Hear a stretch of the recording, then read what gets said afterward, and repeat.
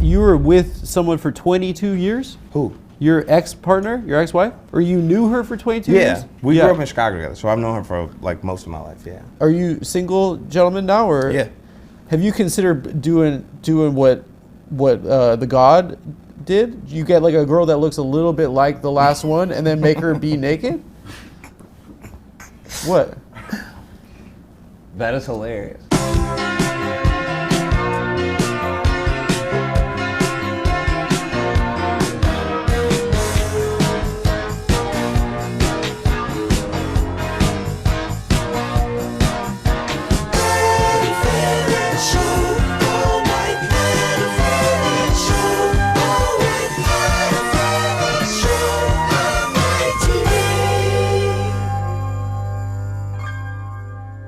Hello and welcome to the Adam Friedland Show, guys. I'm Adam Friedland. Before we get started, as always, I got to thank our members for supporting the show. We couldn't do it without you.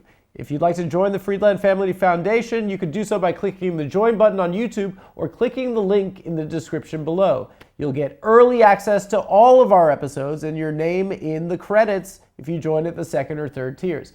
Also, we have a Patreon. If you prefer to support the show through Patreon, there's a link in the description below. Finally, last piece of housekeeping, we have merch, theadamfriedland.show. Check it out. It's good.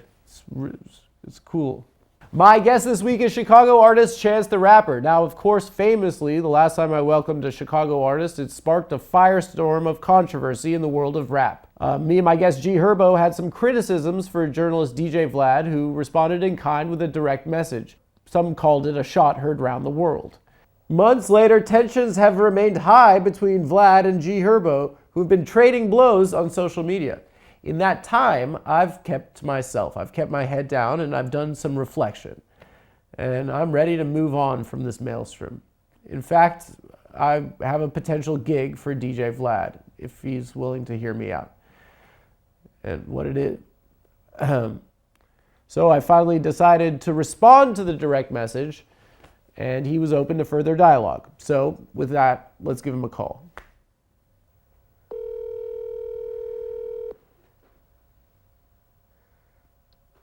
Hello? Hello, sir. It's Adam. What's up, Adam? I just wanted to parlay with you real quick and just kind of squash this, whatever the misunderstanding was. Do you guys ever DJ, or is it just a screen name?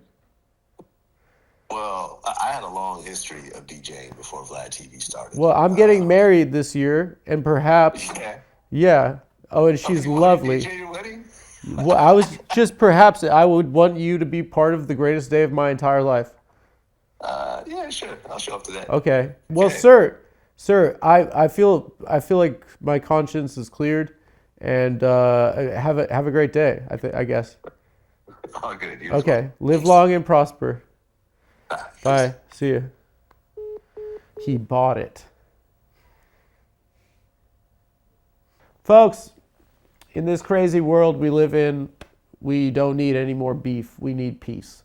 And if two sworn enemies like DJ Vlad and myself could see eye to eye, let that be a lesson to all warring peoples around the world. And so with that, please enjoy my interview with Chance the Rapper.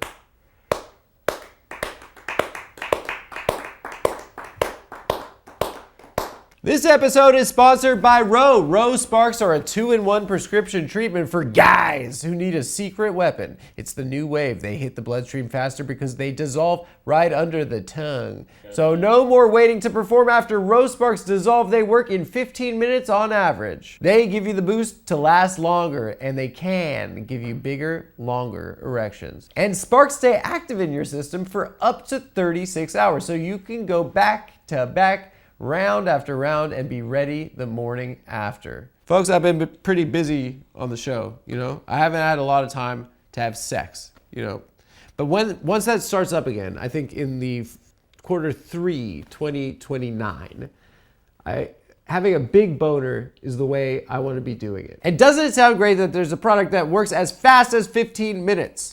And it lasts up to 36 hours. And it lasts up to 36 hours. Which I can assure you is not how long I last. with a woman.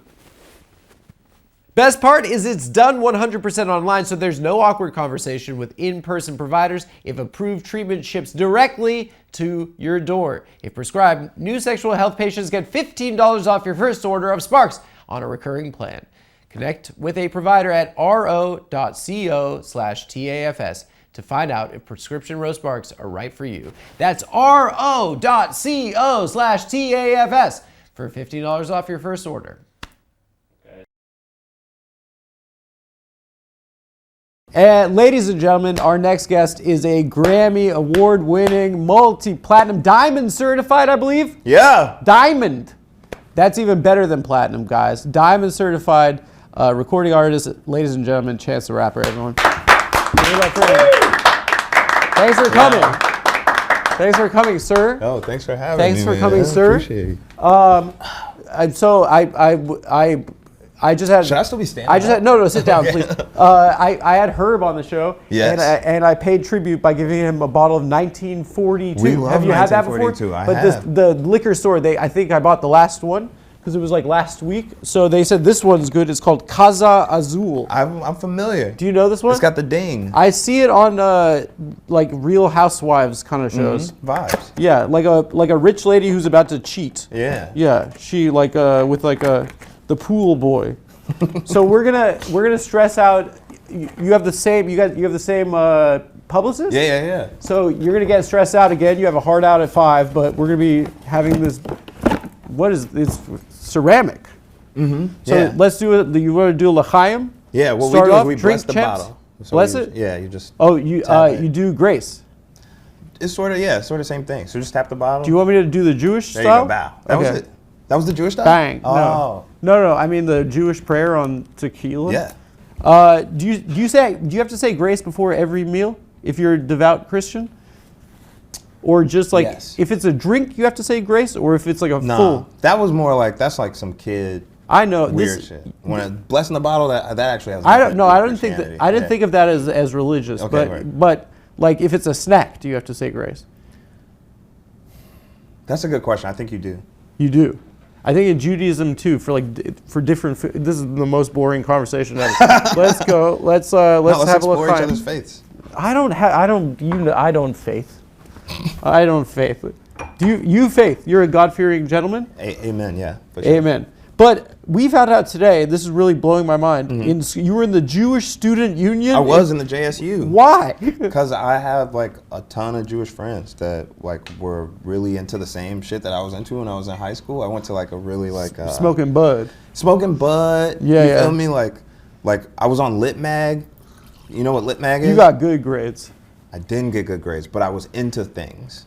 So I would be into something, and I would just go and like join, and Lit Mag was like all of the like quirky writer folks at my school. Yeah, girls. Were there like There were girls. the glasses girls, indie girls, I would like the indies. the indie girls. I was into the indies. The indie girls. L'chaim, my The friend. A24 girls. Here we go. Yeah. The bisexual lighting, the purple light. Sorry. Okay. Thank you for coming on. Thank you. Guys. Yeah, it's interesting because we just had Herb on the show, and it's like you're of the same generation, but I feel like you're like the good kid side of Chicago, and they were the going outside boys. It would seem that way. But Yeah. That's not the truth. We're from the same hood. We're both from 79th. I've known Herb for a really, really long time. He's a great guy. He's an amazing dude. And, you know, the hood is the hood. You know what I'm saying? It's really just about what you do for the hood. And Herb does for the hood. Like, he has a school. He, like, works with mental health facilities. He's got, like, kids that he mentors. Like, me and him are very, very similar. And, like, Yeah. and we talk, like once a week. Like, that's my dude. Let's get to like your upbringing, your family, and stuff like that. Like your father was involved in politics. Both your parents were. Yeah. My mom a little bit, but my dad, yes, for sure. He worked for. He worked for Obama. He worked for Harold Washington. He worked for Rahm Emanuel. So my dad, really, I guess I got to start with my grandmother. My grandmother was very like politically active and at a young age, and she had all her kids young, like my dad and my aunties young. In Chicago? In Chicago. Yeah. And so, Chicago's super politically active space. This is where Fred Hampton is organizing the Black Panthers, where Stokely Carmichael and all these people are gathering and having. So she was like really swept up into that stuff. And so she would volunteer her kids for certain things. And then Harold Washington, first black mayor of Chicago, and like, I think it might have been the first black mayor of a metropolitan city. And so she got them all to sign up for that, and that kind of got my dad into politics. And then I think from there, he just always stayed like, it still has like this grassroots thing of like, he was my block club president. Like, my dad was very like on some like activism shit, but he did also work for Barack too. And so. That's your boy? Barry? That's not my boy, but you know what I'm saying? You've met the GOAT before? I met the GOAT before, for sure. Really? Yeah. What's the energy like? He's just like he is on TV. No, he's not. Yeah. As a guy? 100%, yeah. He's like, Or maybe he's just like he is on TV. He says, like let me be clear to you? Yeah. And he does this? He does the...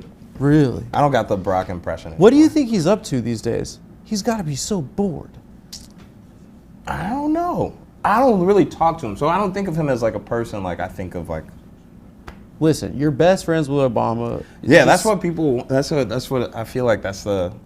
No, I'm honored that they gave me some shout outs in the past. I got a humanitarian award. Did you make one of his best of lists for the year? I was on a playlist once, yeah. Maybe twice. That's nepotism. Your dad It could have been. People know people, you know what I'm saying? Like, that was really what I got into the industry for, was like... To get to know Obama. To get on the playlist, you know what I'm saying? To get on the Obama playlist of the year, yeah.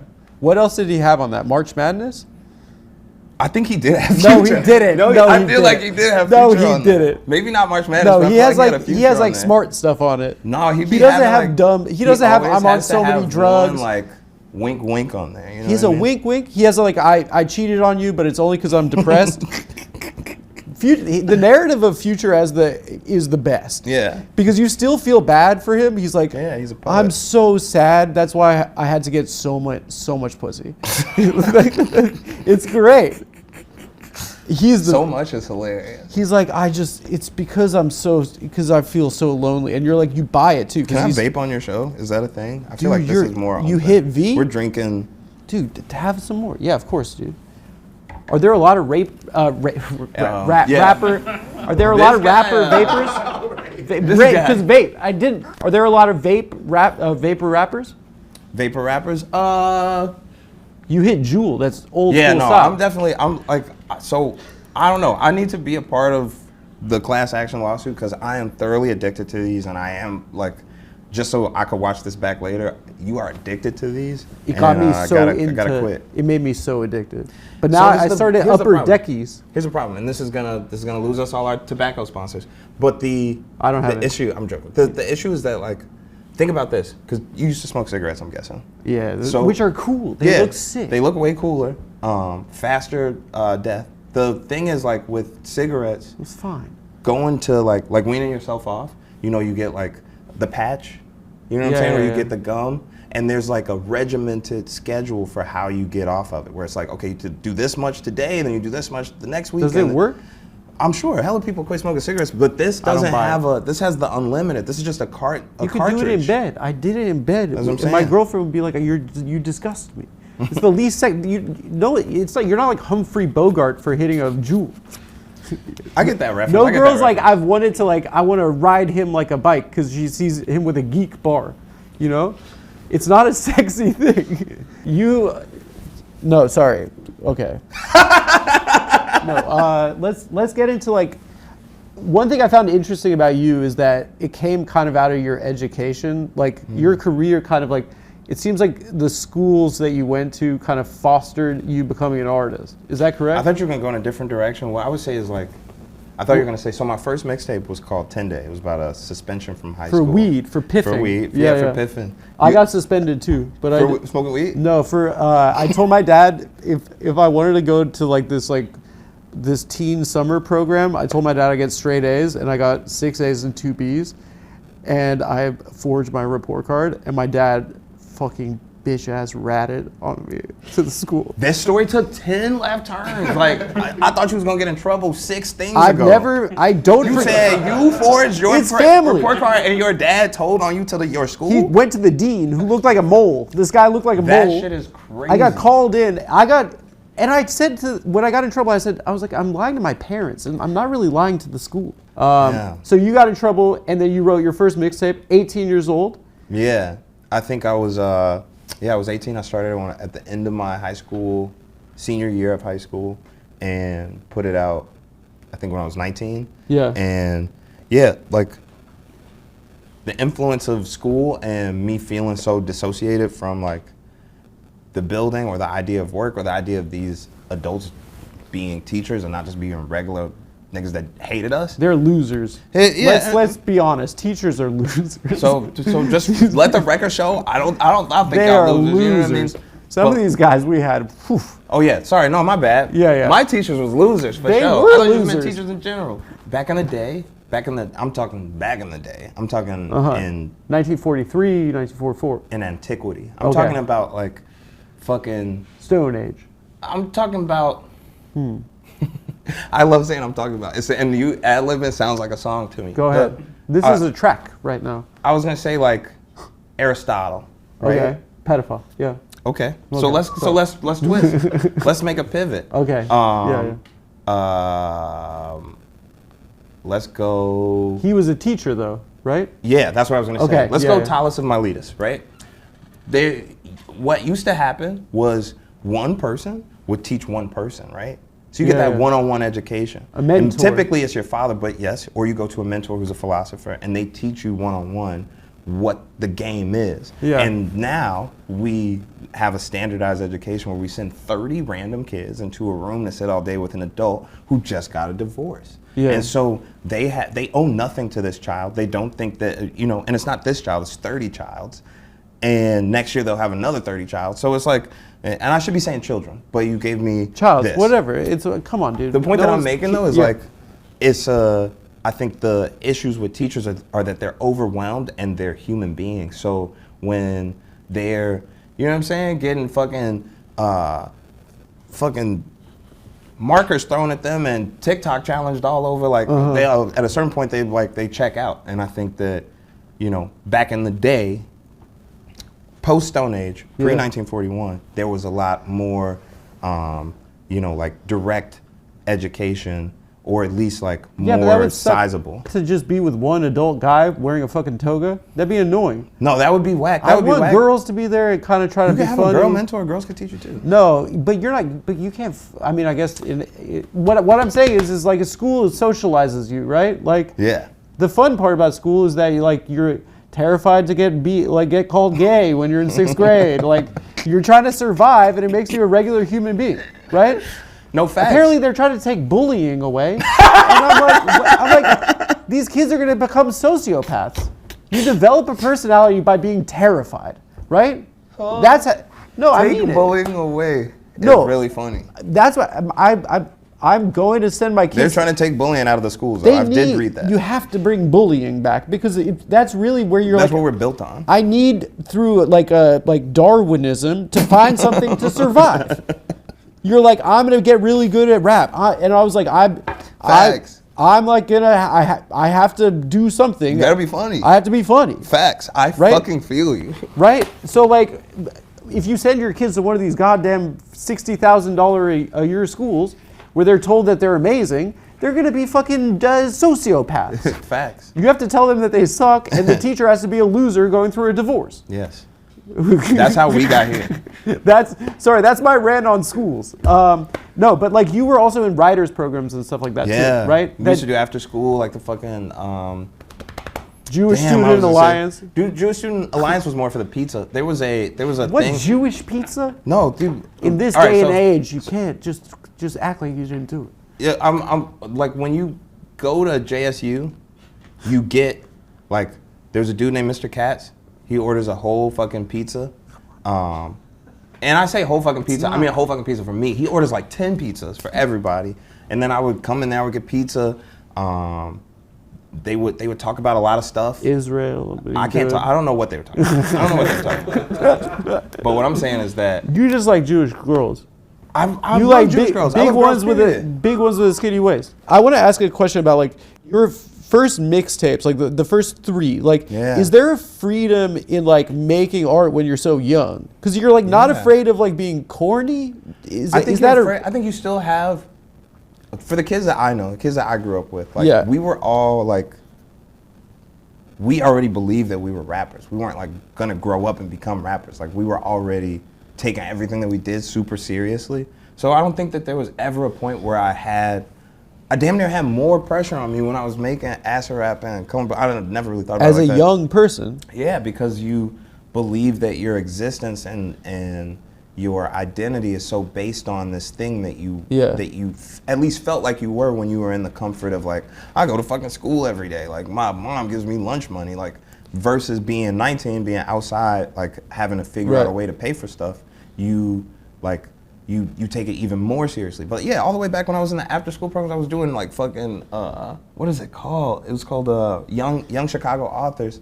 You get like prompts and like imagine all these kids getting up and they're doing poems about like real fucking trauma and fucking redlining, and like we're all like we're those kids, like, but all the way back in 2009, we're like the kids wearing keffiyehs and being like vocal and being like we write poetry and we're radical. Like that's the kids that I grew up around. And then some kids also that grew up like Lucky and Mick Jenkins and certain people that came out of Chicago that like, you know what I'm saying? Like it was a very, very diverse like group of people that were in the like after school shit that I was in, rapping and stuff as a young age, but everybody took it super serious. Right. Because there's like a kind of a sweet naivety about being a kid where you're like, I'm a real rapper. I really believe in this. Yeah, I believe in this. I feel like, I think a lot about like with music, like it's like, for like Nas made Illmatic when he was 17, right? Yeah. You know, and it must be like there's a freedom in expressing yourself as a young person that might like, you know, what's like, you're not afraid of like maybe I'm gonna fuck up something or something like. You know what I think it is, and no, you're right. It is a freedom in that you don't have certain knowledge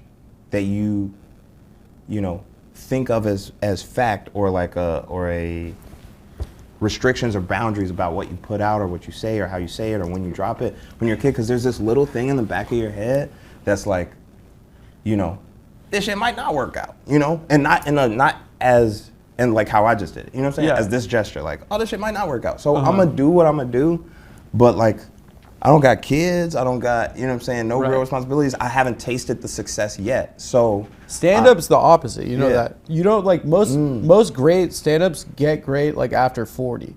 Like it's very rare. I have heard that before. It's very rare for a young person to be like Chappelle was a phenom. Yeah. At like he was a child prodigy, like 14. Yeah. I started stand-up in DC where he started stand-up. You know, Chappelle's my mentor. He's your that's Aristotle. My real life mentor. Yep. He's your the toga man. He's your toga man. Mm-hmm. He's your number one. Yeah. What has he taught you? A lot of things. A lot of like jokes that like if I repeat them, I'll get canceled. But like he's very, very. No, but say it's a quote. Yeah. But, all right. So Dave Chappelle was talking about. No, I'm just joking. No, but like he's like, I met him in 2014. He had a show before he did the Netflix deal in Chicago.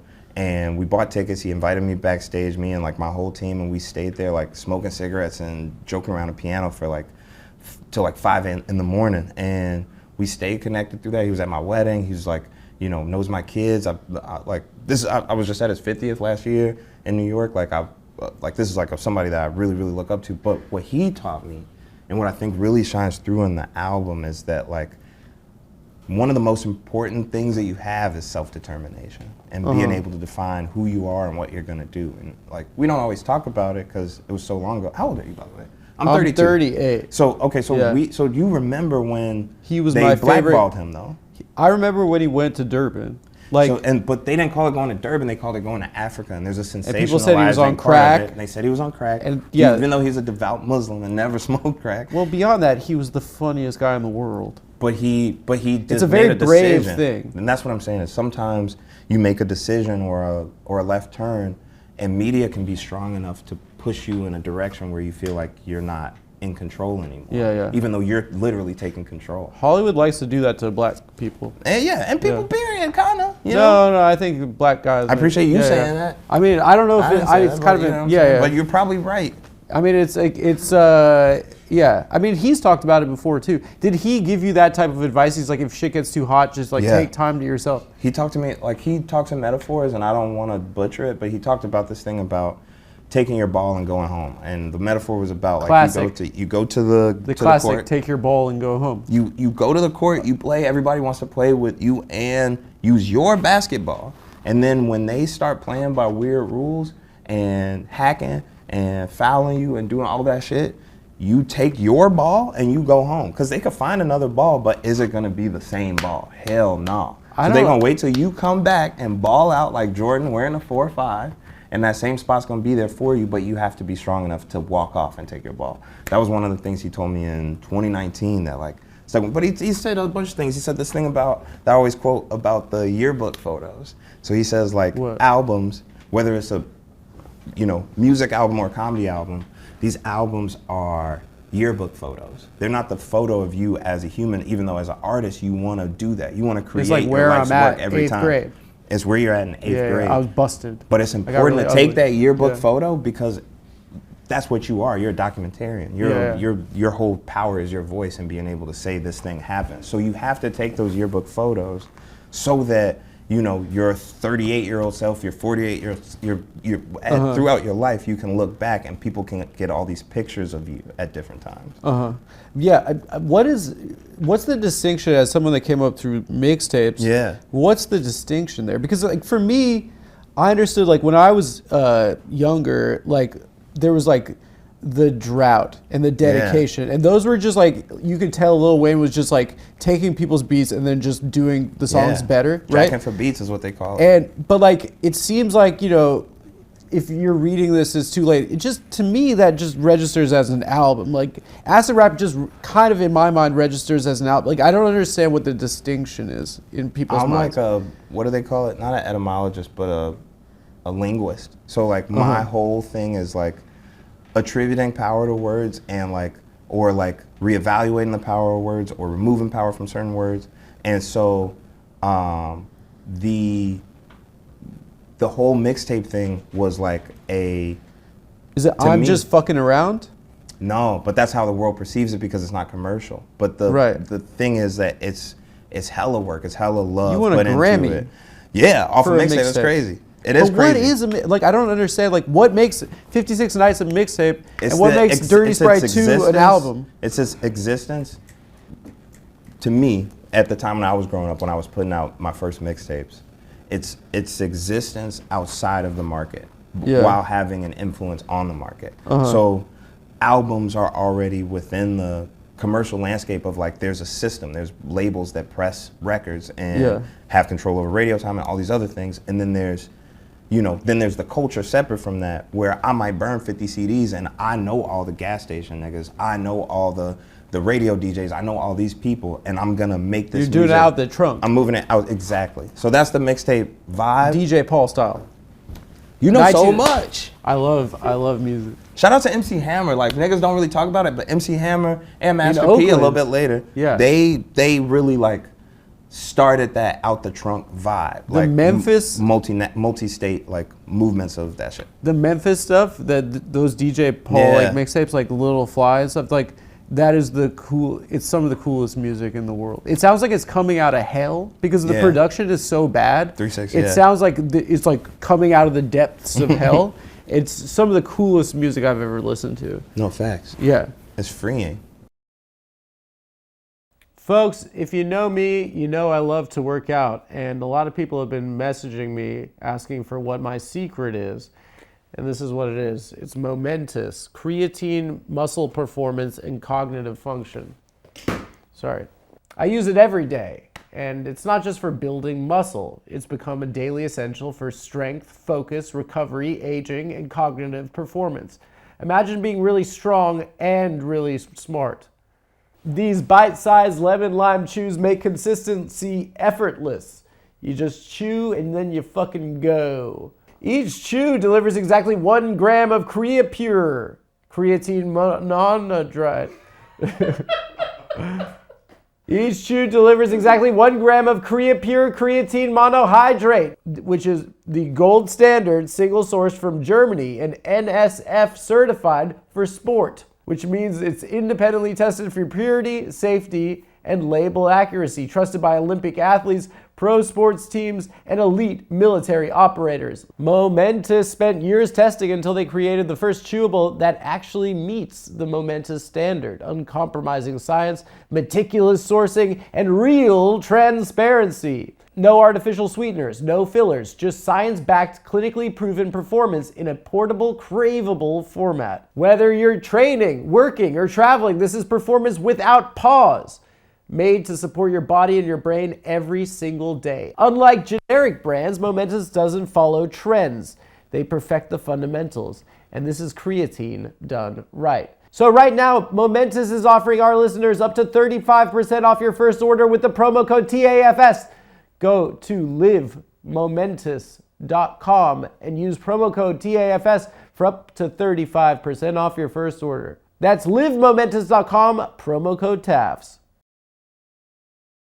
We've all dealt with headaches trying to make progress with our finances. This could be overdraft fees, missed payments, or wishing you had ways to save more. Chime says that every dollar counts. That's why when you set up direct deposit through Chime, you get access to fee-free features like free overdraft coverage, getting paid up to 2 days early with direct deposit, and more. Learn more at chime.com/TAFS. Guys, Chime is banking done right. You can open a checking account with no monthly fees and no maintenance fees, and you get paid up to 2 days early when you set up direct deposit. That comes in handy, folks. With qualifying direct deposits, you're eligible for free overdraft up to $200 on debit card purchases and cash withdrawals. To date, Chime has spotted members over $30 billion. Open a checking account with no monthly fees and no maintenance fees, not to mention access to over 47,000 fee-free ATMs, which is more than the top 3 national banks combined.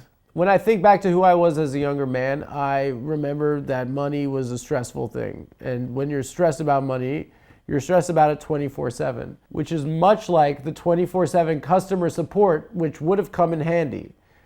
Listen, I did some things that I'm not proud of.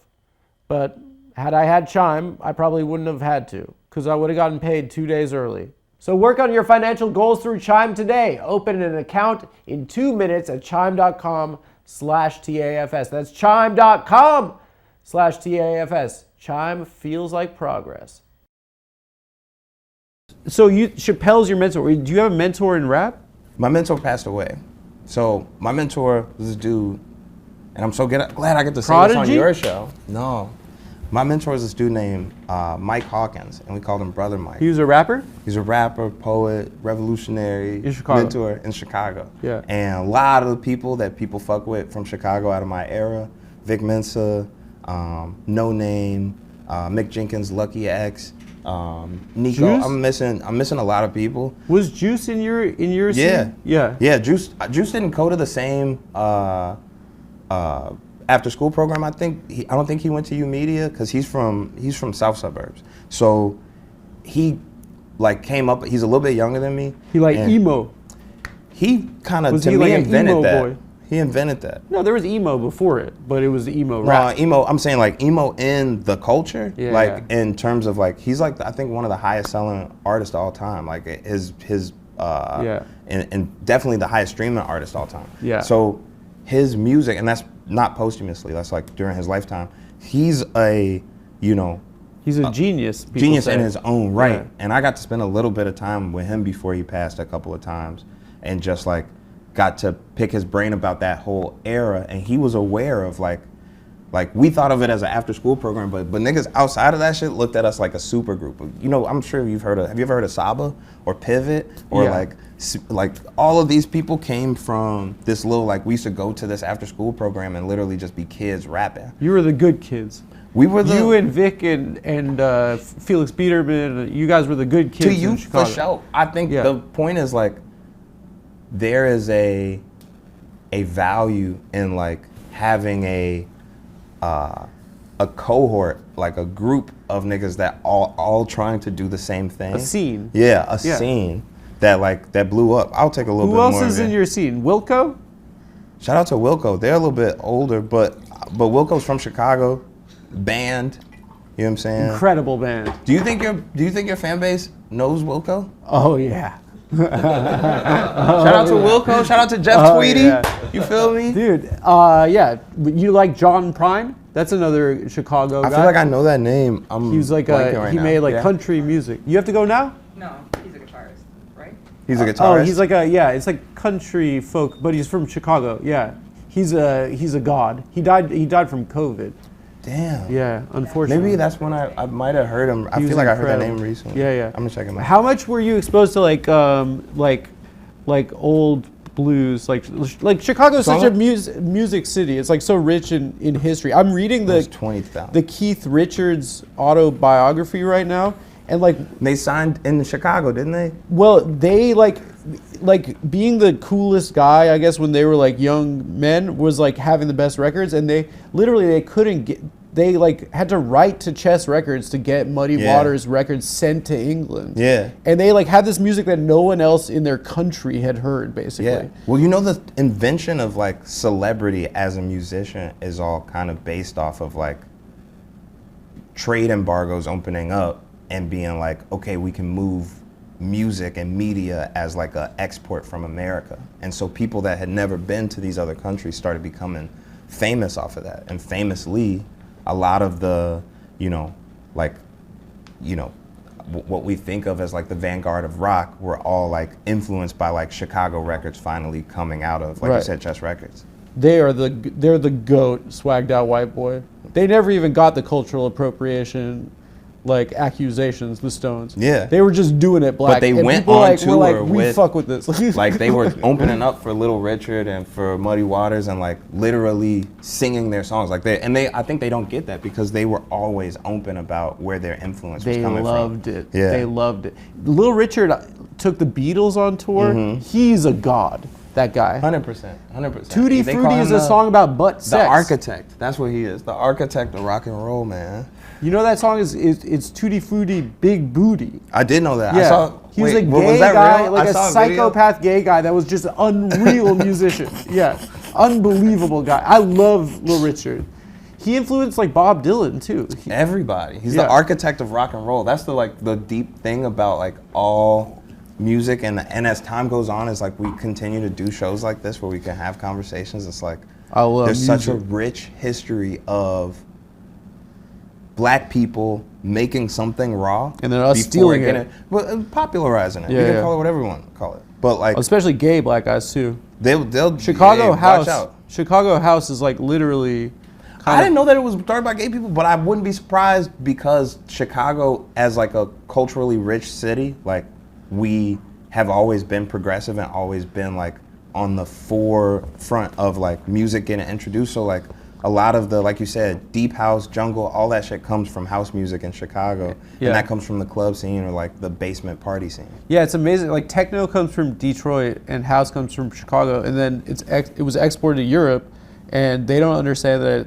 I feel like when you go to like Germany, you go to like a fucking like it sounds like the Matrix. It doesn't sound like there's no soul in it. It's super different. And it's just like they're like consuming something that they don't realize kind of What's funny though is I will say like Germany and like fucking Poland and I think Brits, they have a greater appreciation, I feel like, and knowledge of the history of something. So just yesterday, we was in Hyde Park in Chicago. Germany loves their history. Yeah. We met 10 like multinationals from like Korea and Germany and all these other places that were footworkers. You probably don't know what footworking is. Yes, I do. Of course. Okay, so like think about how small of a like most people, my fans don't know what footworking is. I know what footworking. But can you do it?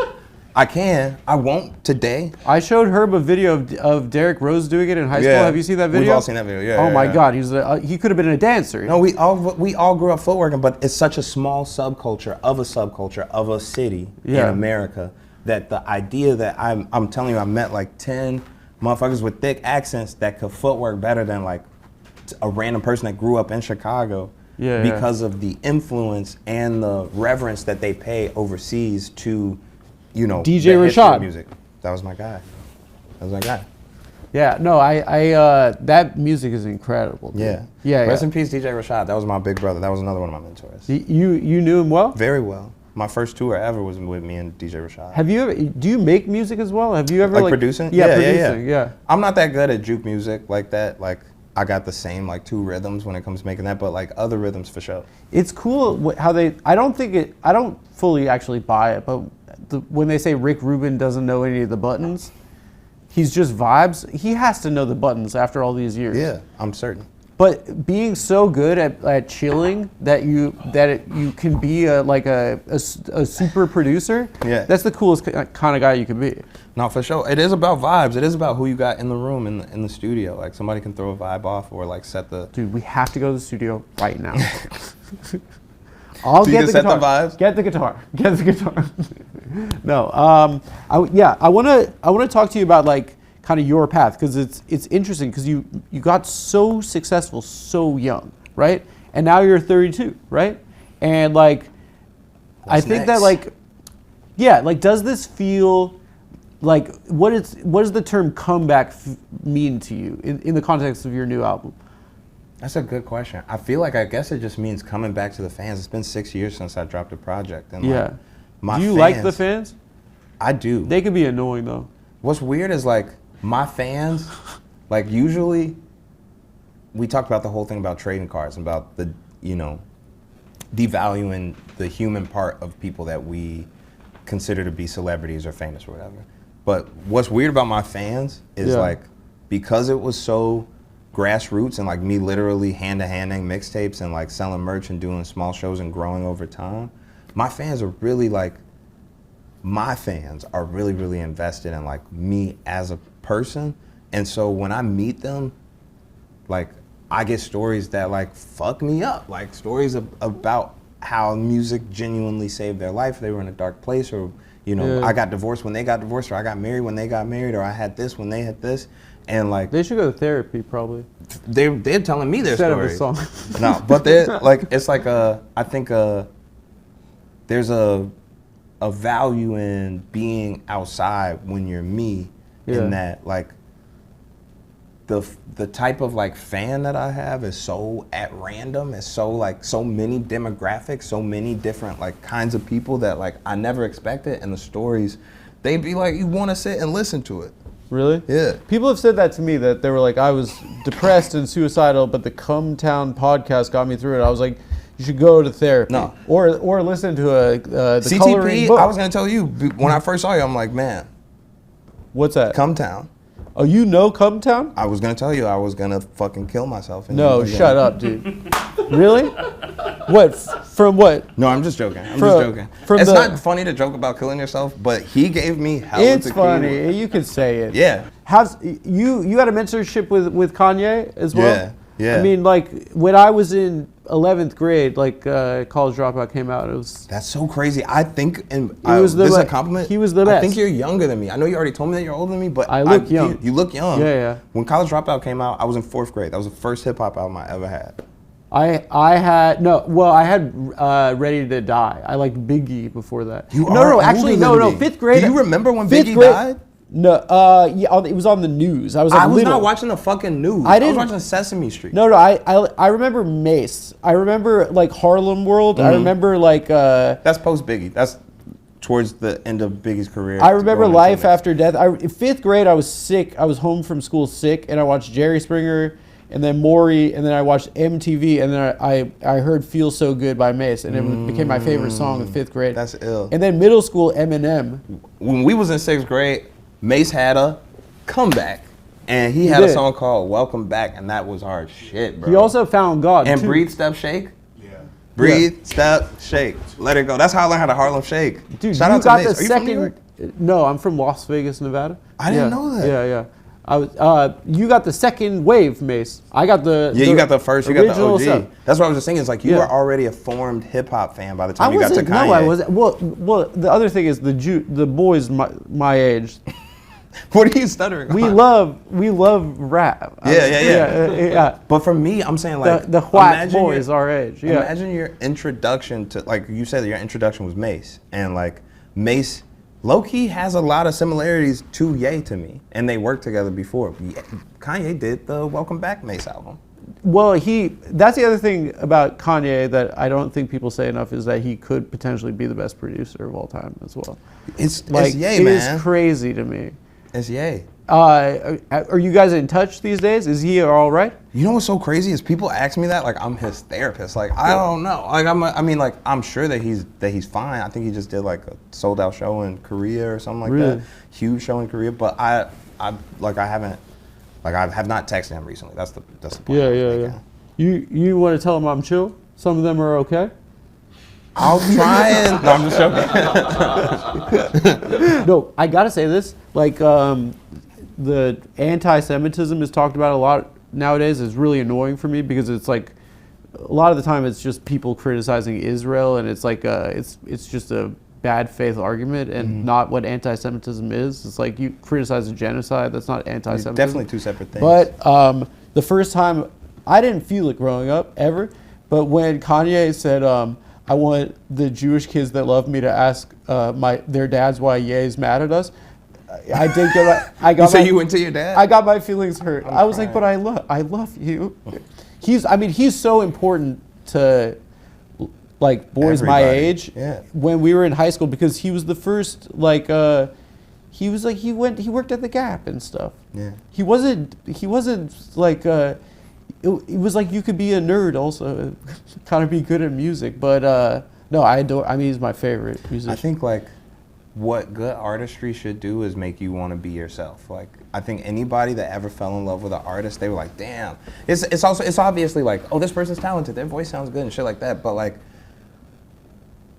I feel like most people fall in love like when it gets past the superficial phase, they fall in love with like artistry and like well-written songs and songs that feel like it speaks to them, and they're like, damn, this person is being themselves. And I think like no matter who that person was for you, if it was Ye, if it was Stevie Wonder, if it was whatever the fuck it was, like you fall in love with the idea of somebody being themselves. And I think he's always like unapologetically gonna say the wildest shit that comes to his brain. And I think that like for a lot of people, when we were younger, it was like, it felt like empowering. I don't think he was that wild early on. He was talking about like when it would come out, he was at college and stuff, and that he wanted to drop out of art school and stuff like that. I wrote my college essay when I was when I thought I was gonna go to college. I wrote it like from the perspective of like I was like, I'm never gonna go to college. I wrote a college essay. That's a repressed memory. I wrote a college essay because I went to a college prep school. So in Chicago, you go to public school for grammar school, and then you went to a magnet school. Yeah.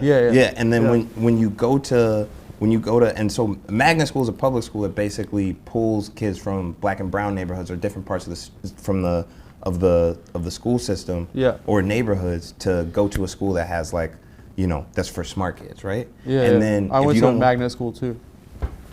Vibes. It was embarrassing. And then when you go to high school, you could do this thing called selective enrollment, where you can test if your school is like a good school. You could test into like another good school where you don't have to, your parents don't have to pay, but you get a good education. And I went to Jones and was like exposed to a lot of shit that I wasn't typically exposed to, and it was like a very artsy school. And I guess like in that time, like I learned a lot about. I think I lost my train of thought. I feel like I forgot what it's fine. You went to a school that inspired you to be an artist. To be an artist, right. Yeah. Kanye went to art school too, and he dropped out and stuff like that. There's plenty of famous For me, people. it's like, you know what it was? I'll tell you my age again. When the Harry Potter books were growing up. I remember that. He was 1 year older than me, and I feel like each year he went back to Hogwarts. I was like, now I'm that age. And it's like, when he wanted to clap Cho Chang, I was feeling that kind of way at school. Vibe. Yeah, like he wanted to take down Cho Chang. Yeah. Why is that name so fucked up though? Why am I talking? I mean, Harry Potter is so fucked racist up, in retrospect. Yeah. They asked. But I'm a huge Harry Potter fan. Yeah, me too. I call myself on a lot of my projects Harry Potter? The boy who lived. Oh, really? Yes. Who's the Voldemort in your life?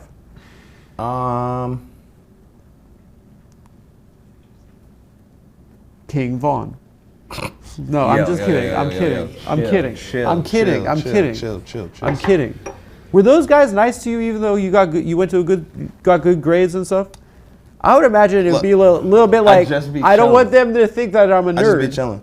Look, because I was a nerd too, right? And like I used to, because I liked weed. I appreciate that you. Because I liked weed, and that's how I got the cool kids to like the kids that were being bad. What's the word for like you like? What? Like you vibe with somebody, but I can't even think of the word. Thrilling. It's like incredible to be around. What I can't do you think mean? of the word resonate. Yeah, I'm a friendly guy. I feel like you. But what I was gonna say is like the way that Chicago operates, we all gotta see each other. We all gotta work together. So like. So they wanted you to get good grades. They were like, "I'm proud of you for getting good grades." It's not like California. I think what you're referencing is like when niggas be like, this a good nigga, he finna go to the NFL. Like Kendrick. Stay out the streets. Like Kendrick, right? I hear what you're saying. It's like when I first saw the Don't Like video, I was like, it was scary to me because there was no girls in it. And there were no, there were just boys. I was just talking about that. They were in an empty apartment. There was no hoes. Like rap was always about trying to get a lot of girls. Right, and I'm like, these kids just have guns and they have their own apartment. Whose apartment is that? They're children, and they're your age demographic too. And you and Vic must have just been like a little bit butterflies, no? Before you met the lads. Yeah, it was. I think it's like. Come on, you could be real about this. Yeah, no, I mean they're also younger than me. Are they younger? They're younger than me. That makes it even by like scarier. 2 years. By like 2 years. That makes it scarier too, because you know the younger kids have less of a moral compass. To be honest, they got on before us. Like if I'm being super real, if it wasn't for Keith, of course, Von was later, but Keith, Dirk is kind of my same generation, and not generation. We all like close in age, but like he was like that second wave. But like Keith and King Louis both blew up out of Chicago around the same time, 2011, 2012. Like 14, 15 years old. Louis older than us, but Keith, yeah, younger than me. And around that same time was when MTV started coming to Chicago to do documentaries, like a documentary series on Chicago called On My Block Chicago. The Vice one is really cringe. The Vice one is crazy. The Vice one is racism. The Vice one is like most of those documentaries. We're here at O Block, where the child murders are happening. Yeah, like I saw an interview recently with Sosa where he's like when we were consuming it from the outside, I was like. I think people said that he was autistic, and that's why he's so good at hooks. That's and called racism. Well, no, but then he was like, there was an interview with him last year, and he's like, yeah, I just had to get out of Chicago. He's like, now I live in LA, you know. He was like on a lot of drugs, I think, as a kid, probably. Yeah, you and know? it's also environment. Like, you got to realize, like. He just seems so, he's doing great Vegas, right now. right? So yeah, like, Las Vegas. Vegas is super different from New York, and even though it's close, I'm sure super different from LA. When I say LA, I mean like in terms of Hollywood, like in terms of how many opportunities there are. It's like to Orange be County. on camera. Well, I feel like Las Vegas is happening. I'm not saying it's not a big city. It's just like Chicago. It's a big city, but it's not a media export. So like imagine when like if Vegas had a Keith, if like there was somebody that was so transcendent. Jimmy Kimmel. It's like Jimmy Kimmel's from Vegas. Yeah, he is. Crazy place to be from. Greg Maddox. Who else is from Vegas? Panic at the Disco. The Killers. CSI Las Vegas. CSI Las Vegas. Shouts out CSI Las Vegas. They were kind of the King Von of my childhood. I think there's a time period that happened where Chicago became the epicenter of hip hop music and what was gonna be the new thing that white folks were scared of, and that popularity grew so many careers and really created a scene in Chicago that I think like put us at the forefront of music for a long time, and even to this day, like I think Chicago slang, Chicago artists like still have a great influence, but it's not New York, it's not LA. So I think for a long time it was only New York and LA. That Atlanta for a little bit Houston, and then everybody has their regional points in time. It was just Common basically, and then Kanye. Yeah. Kanye, Common. I feel like, and then you were with someone for 22 years. Who? Your ex-partner, your ex-wife. or you knew her for 22 Yeah, years? we grew up in Chicago together, so I've known her for like most of my life. Yeah. So in doing the research for this, like I saw like the way people are so wrapped up in like your like, it has to be a product of celebrity that people are like, I thought this was relationship goals, but that, you know, like that people are like so invested in it in a certain way.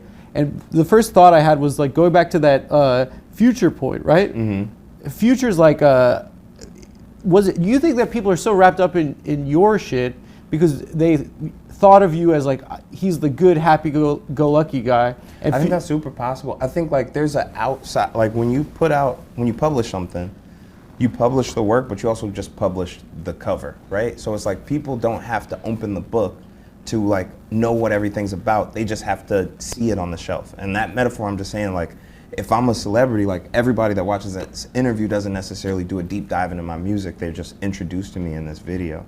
And so I think like with celebrity and with like personal lives being shared, I think that there's people that don't have a full context of anything other than maybe something that they've read or like something that I've put out there about how long we've known each other or, you know, what the relationship feels like. Yeah.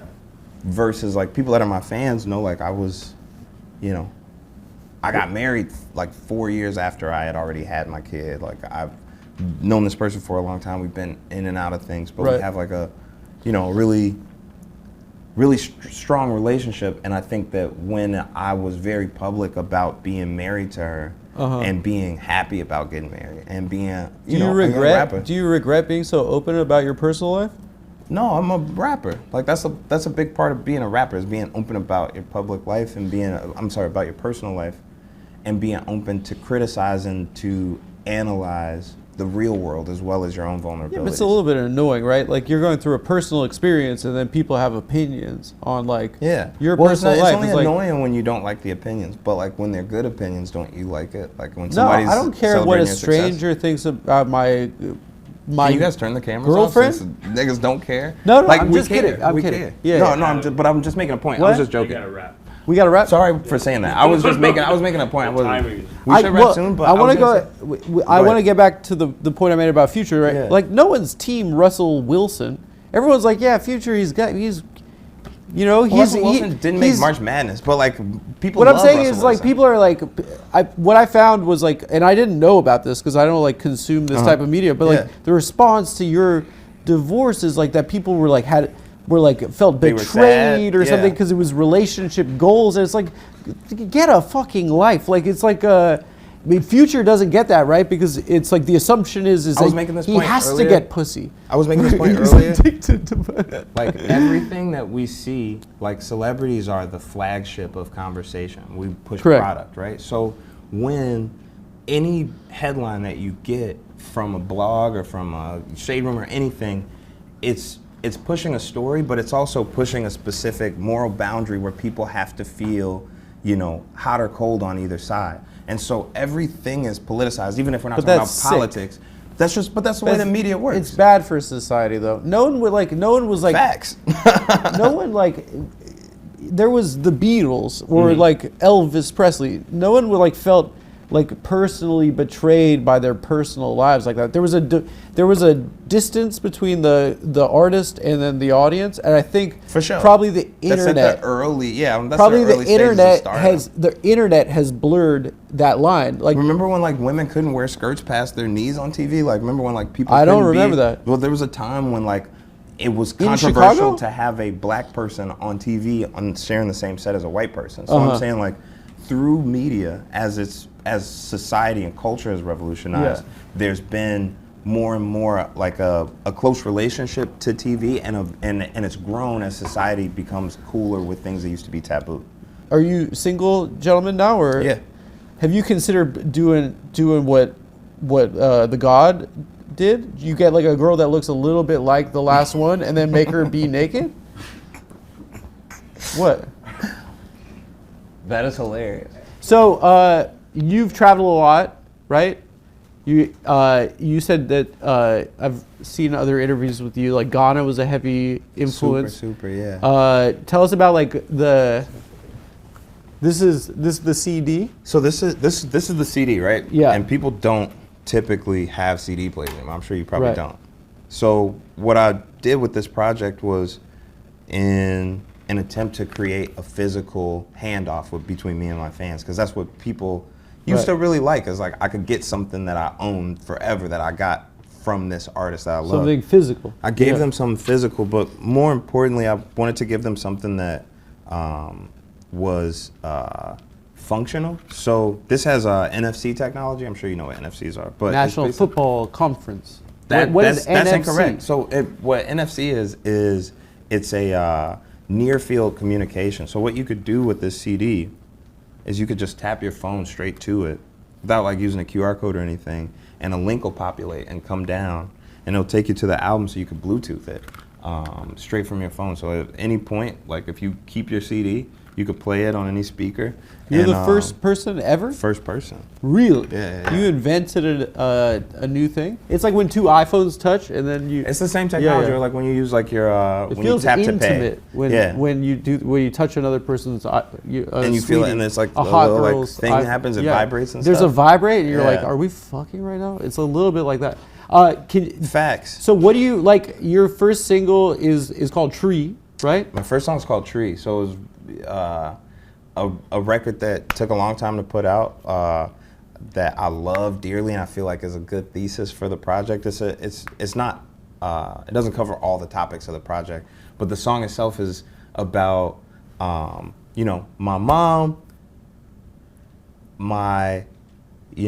how we grew up with these certain taboos around weed, like how weed is represented when it comes to hip hop artists and Right. black culture versus how we look at it as a financial, exactly, So there's a separation there, but it's also mainly about the inequities in the cannabis industry, how niggas go to jail but other people make billions. There's an overarching disparity when it comes to ownership in agriculture, black farmers, access to produce, access to fresh foods, and access to the monies that those things make. And there's a microcosm of that is in the cannabis industry, but there's a larger conversation that I'm having that has a lot of connection to sharecropping and to slavery and just the way that capitalism was allowed to go crazy in this country. Yeah. So this whole album, it's called Starline. It's named after the Black Starline, which was started by Marcus Garvey in the 20s. He started the first ever black-owned shipping and trading company. He owned these big-ass ocean liners that would send beans, coffee, all types of stuff for other companies to South America and Central America. Did he print off that? He did. He had did a good? place called Dirk has a trucking company.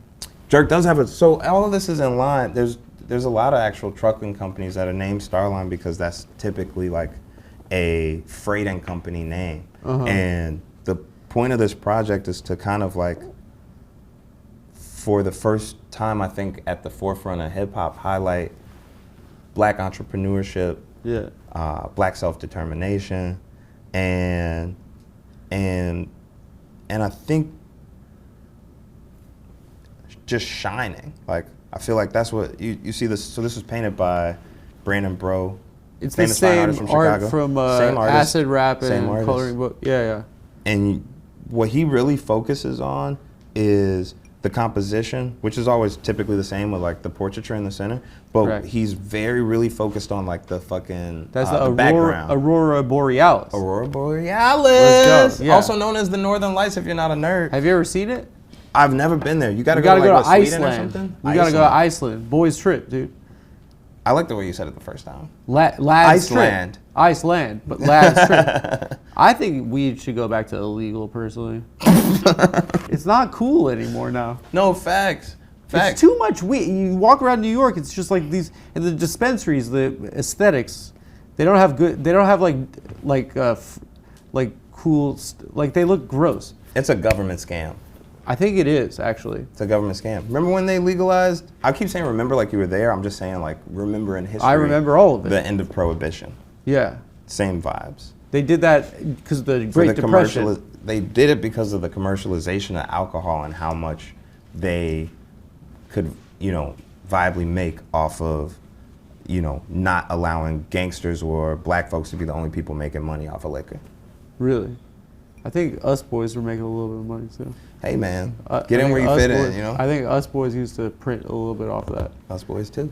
I mean, but it must have made like hitting beer so cool when it was illegal. Well, you could also go blind because it's somebody's uncle making moonshine. So really? Regulation isn't bad, but also you don't know who's regulating. I think that's an anti. That's anti-woke. That's the anti-beer. That's the anti-beer propaganda, dude. Big beer. Yeah, beating off does not make you blind. Uncle's moonshine does not make you blind. Anyway, Chance, we have to go.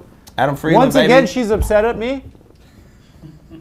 Are you upset at me? Maybe a little bit. Did you make her upset last time? No, we were just. Herb This was, my homegirl. Herb was like, I could go all day. He's like, no, we're staying. I was like, Yeah. I can't. No, yeah, we're late to. We gotta go to this. Where do you have to go? We're going to this premiere. Look up. No, but this is real because your shit is huge. Is green mean that it's on? Is this our cam? It's red. not live, so you can edit however. But Yeah. basically, hey, make sure you get my album Starline. It comes out August 15th, the same day as Spike Lee and Denzel Washington's new movie that I'm going to see the premiere of right now. You're gonna go right now? Yeah, we gotta. That's why we're late. You got +1? I don't have. Come on, bro. I had a +1, but I already gave it to Taryn. So Really? But- You're better friends with him. Yeah. Yeah, I guess so. But Enjoy, dude. I'm a big fan of Denzel Washington, actually. He's one of my favorite actors. I'm going to name my first son Denzel Friedland. let me write all this down so I can tell him when I. My I guy. appreciate you, man. Thank That you was so fun, much, man. Chance. That I was a good appreciate time, it. man. It was a fun one.